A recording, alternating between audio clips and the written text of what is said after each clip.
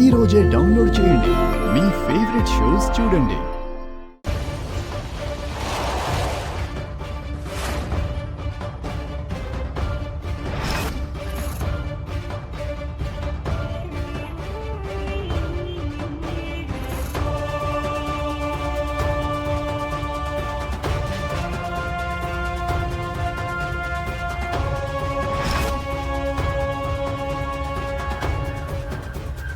Mummy mummy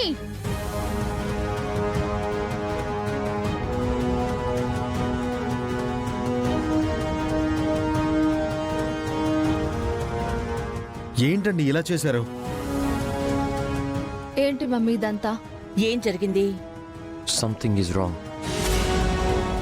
ఏదో జరిగింది. ఎందుకైనా మంచిది ఒకసారి నీ గదిలో వెతుకు. శ్రావ్య, నువ్వు కూడా నీ గదిలో వెతుకు. తను పోగొట్టుకున్నవి మా గదిలో ఎందుకుంటాయిరా? అంటే మేము కొట్టేసి మా గదిలో దాచిపెట్టామని అంటున్నావా? అసలు నీ ఉద్దేశం ఏంటి? మీ ఉద్దేశం మాకు ముందే చెప్పుంటే నేను అలా చేసేవాడిని కాదు కదండి. మీరు ఏదో చేస్తారనుకుంటే డైరెక్ట్గా మా మావయ్య గారిని అరెస్ట్ చేయిస్తారా? అవును మమ్మీ, పాపం అంకుల్ని చూస్తే బాధగా ఉంది. నువ్వు అలా చేస్తావని మేం ఎక్స్పెక్ట్ చేయలేదు. మనం ఎక్స్పెక్ట్ చేయింది ఏదో జరిగిందక్క. మా గదిలో ఉండాల్సిన వస్తువులే లేనప్పుడు ఏదో ఒక గదిలో, ఇంట్లో ఏదో ఒక చోట ఉండాలి కదా. వెతికితే కనిపిస్తాయి కదా. నువ్వు మమ్మల్ని అనుమానించడం చాలా అన్యాయం అన్నయ్య. అన్యాయమే, మరేం చేయమంటారు? సొంత చెల్లెలు కాపురం పాడైనా గౌతమ్ దాన్ని పట్టించుకోలేదు. మరోపక్క దీనికి న్యాయం చేయమన్నా ఏ రియాక్షను లేదు. అలాంటప్పుడు నేనిలాంటి డోస్ ఏదో పెంచాలి కదా. నొప్పి తెలియాలి అంటే దెబ్బ గట్టిగా కొట్టాలి. అప్పుడే దారికొస్తారు. మీరేం వరీ అవ్వకండి. మామ్ చేయాల్సింది చేసింది. జరిగేది మీరు చూస్తూ ఉండండి. ప్లీజ్ అక్క, ఇప్పుడు మనం చేయాల్సింది జరిగేది చూస్తూ ఉండడం కాదు. పోయిన ఫైల్స్ వెతికి పట్టుకోవడం. వెళ్ళి వెతకండి. శ్రావ్య, వెళ్ళు. అహల్య గారు, మనం కూడా ఒకసారి మన గదిలో వెతుకుదాం రండి.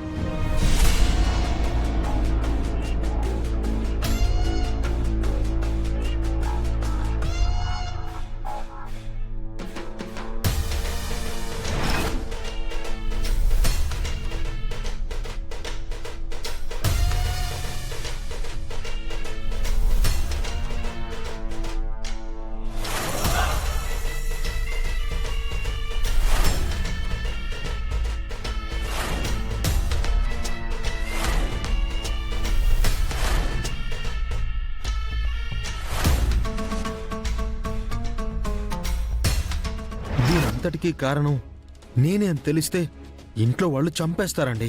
నన్ను బ్రతకనివ్వరు. అది తెలియకుండా నువ్వు మేనేజ్ చేసుకో కార్తీక్. ఏం చేయాలో మమ్మీ చూసుకుంటుంది. ఈ విషయం బయటకు వస్తే నన్ను గౌతమ్ పెళ్లి చేసుకోడు మమ్మీ. లైఫ్ లాంగ్ గౌతమ్ నన్ను ద్వేషిస్తాడు. అలా జరగదు బేబీ, డోంట్ వరీ. కొన్నిసార్లు దెబ్బ గట్టిగా తగిలితేనే గాని మందు కూడా గట్టిగా ఉండదు. ఈ దెబ్బతో గౌతమ్ ఏదో ఒక నిర్ణయానికొస్తాడు.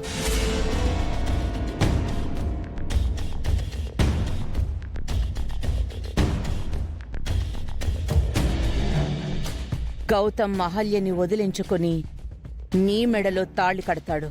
నన్ను నమ్ము. ఓకే మమ్మీ, నీ మీద నమ్మకంతోనే ఉన్నాను.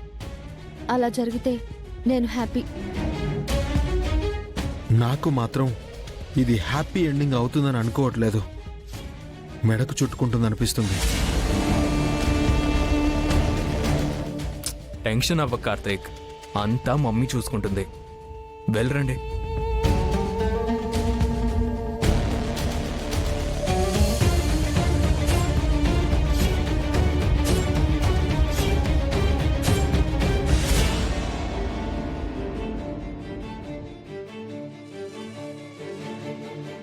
అక్క, శ్రావ్య, కనిపించాయా? లేదన్నయ్య. అక్క, కనిపించలేదురా. ఇంట్లో పెట్టినవి ఎక్కడికి పోయి ఉంటాయి? తననే అడుగు, తనకే తెలుసుంటుంది.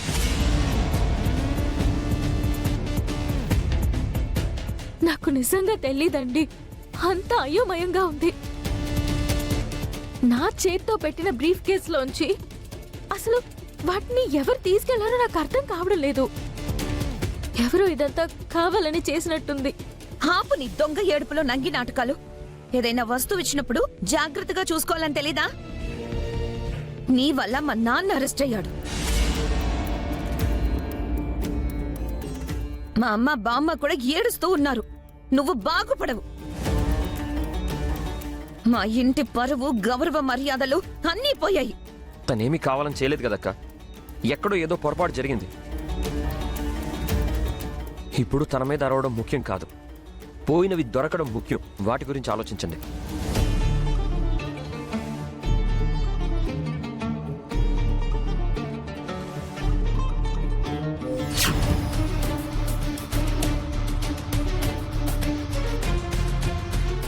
అదితి, ఏంటి? తిను. మీరెక్కడికో తగలబడుతున్నట్టున్నారు కదా, వెళ్ళి తగలబడండి. మీ చావు మీరు చావండి, నా చావు నేను చేస్తాను. ఒకవేళ ఇదంతా అదితి చేయలేదు కదా?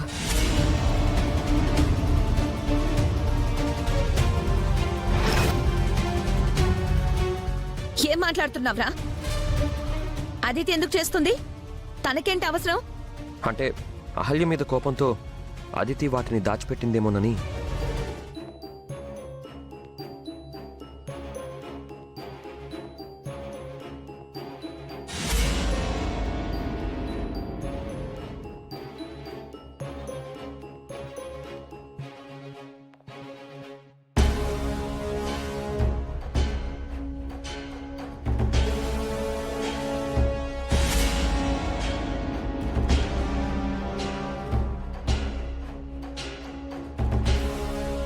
మీరిద్దరూ ఎక్కడికి వెళ్ళారు? అవునండి, మీరు మాతో రాలేదే?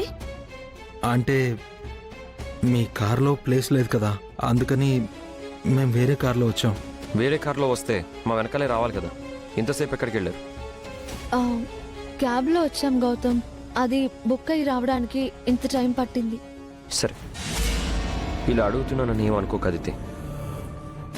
ఆ documents, accounts, check books Ahalya రూమ్లో పెట్టింది. అవి నువ్వేమైనా చూసావా?